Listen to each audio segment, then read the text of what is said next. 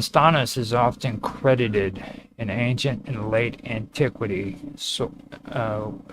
antique, no, antique sources with the introduction of or popularization of magic technique, magical arts into the Hellenistic world. The term magic technique itself, meaning art of the magi, implied more than mere sleight of hands or superstition.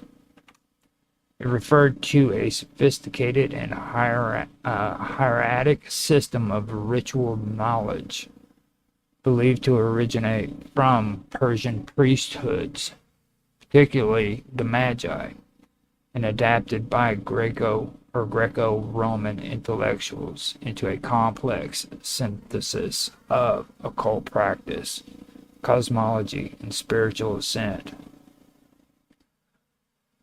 Astonis presented in these traditions as a legendary Persian magus was imagined to have brought with him not only the practices of alchemy and early chemistry, but also a body of magical knowledge that dealt with controlling spiritual entities, commanding natural forces, and deciphering divine signs. The magical arts attributed to Astonis encompasses a wide spectrum of practices, ranging from protective rites and banishing spells to summoning and compelling celestial or chthonic beings.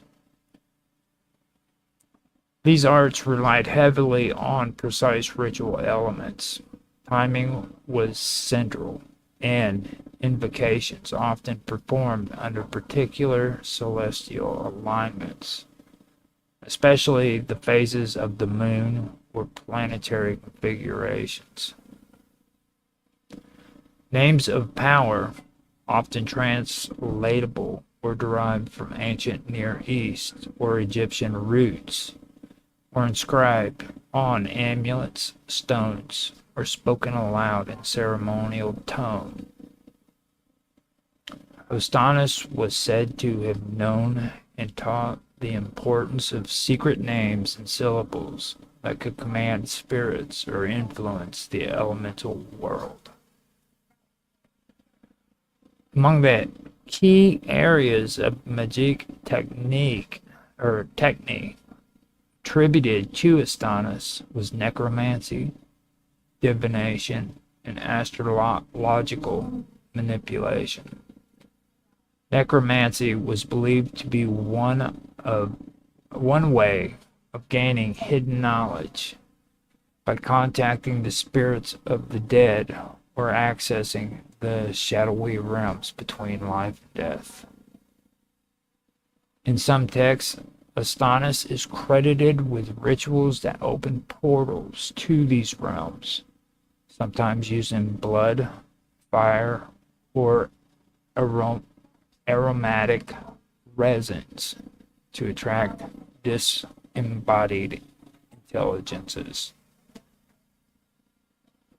His knowledge also included elaborate systems of divination through dreams, oracles, scrying devices, or casting of lots, each of which was thought to reflect the cosmic order if performed correctly. Another major aspect of his magical arts was the use of talisman and sigils. Astonis was portrayed as someone who understood how to charge objects with astral forces. These talismans, often made of metals or stones chosen for their planetary affinities, were engraved with complex symbols and used for protection, healing, fertility, or destructive power. Preparation of such items followed exact ritual formulas and required the practitioner to be ritually pure and attuned to divine energies.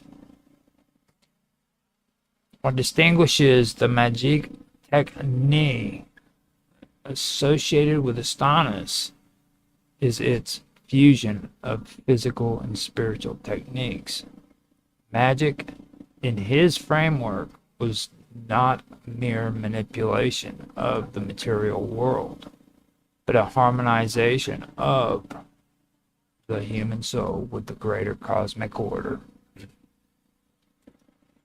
The adept had to undergo personal transformation, ritual purifications, mental concentration, and even ecstatic states to effectively participate in these rites. This view was later echoed in the Hermetic and Neoplatonic schools, which treated magic as a sacred science that revealed the hidden interconnection between all levels of reality.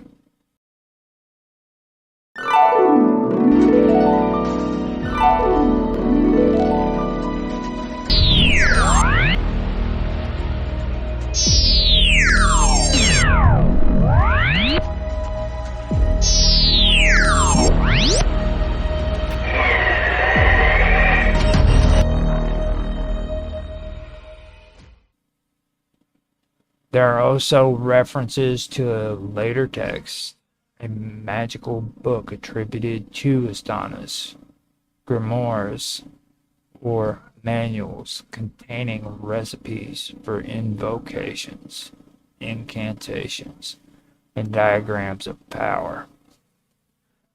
Though none of these texts survive in his name, their echoes can be seen in works like the Great Magical Papyri, Picatrix, and Arabic treatises on occult science.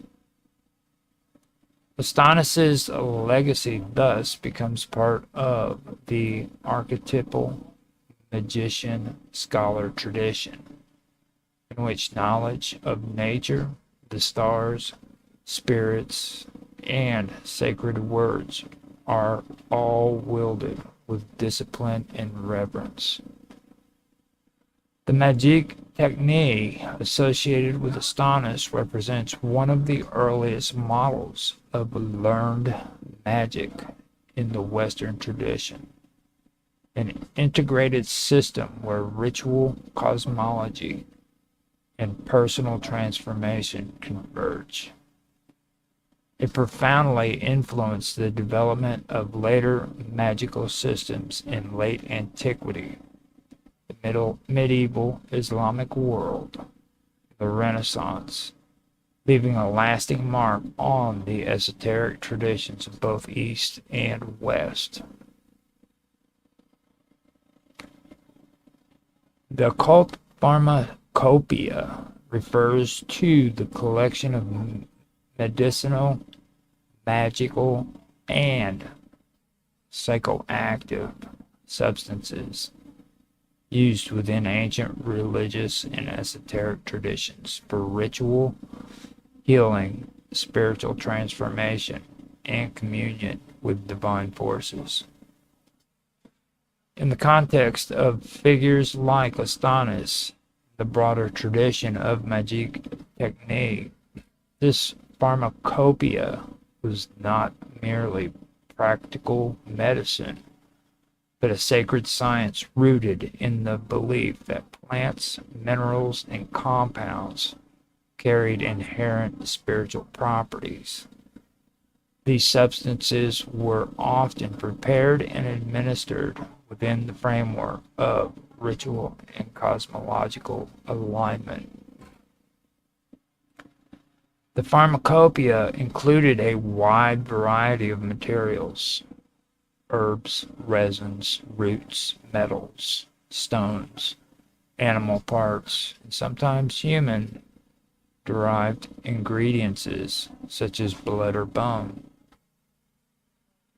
Each of these had symbolic and energetic correspondences linked to planets, elements, deities, or spiritual realms.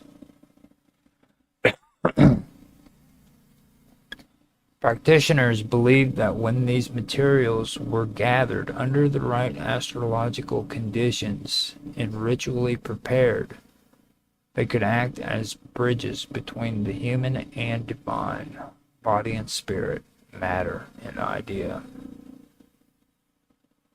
Among the most significant uses of the occult pharmacopoeia was in rites of purification and consecration. Substances like sulfur, salt, myrrh, frankincense, and niter were burned or dissolved in water to cleanse sacred spaces, tools, and people.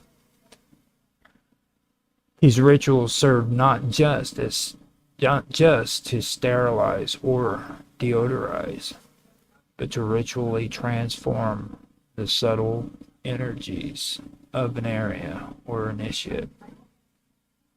Fumigations were also used to ward off malevolent spirits or attract divine presences. The aroma released a burning certain resin. The aroma released in burning certain resins or plants was believed to be pleasing to gods and spirits, or to open psychic senses in the participants. There was also a strong association with healing and transformation. Plants like mandrake, henbane, hellebore, and opium were used with caution and precision, not only for their medicinal effects, but for their mind-altering or soul-revealing properties. These were often employed in initiation rites or oracular ceremonies, where altered states of consciousness were required to receive visions or divine messages. Some of these preparations were psychoactive, including trance or dreamlike states. They were regarded as sacred sacraments rather than drugs in the modern recreational sense. In magical practices, materials were carefully chosen for their sympathies and symbolic resonance. For instance, iron might be used in protection talismans. Copper, aligned with Venus, was used in love charms